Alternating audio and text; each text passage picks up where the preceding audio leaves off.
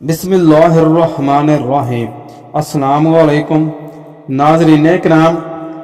ऐसे लोग जो ये शिकायत करते हैं कि जब वो सुबह बेदार होते हैं तो जिस्म चाको चौबंद नहीं होता, जिस्म एक्टिव नहीं होता और सारा दिन सुस्ती और काहली में गुजरता है, ऐसा क्यों होता है? तो ऐसे लोग नबी करीम सल्लल्लाहु अलैहि वसल्लम का ये फरमान भी सुन लें।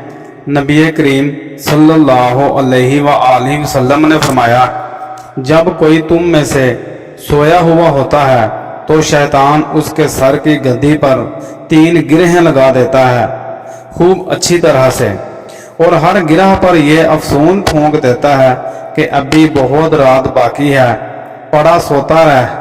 लेकिन अगर वो शख्स जाग कर अल्लाह का जिक्र शुरू करता है तो एक गिरह खुल जाती है, फिर जब वुज़ू करता है तो दूसरी गिरह भी खुल जाती है, और फिर जब नमाज फजर पढ़ता है तो तीसरी गिरह भी खुल जाती है, और सुबह को खुश मिजाज खुश दिल रहता है, वरना बदमिजाज सुस्त रहकर वो दिन गुजारता है।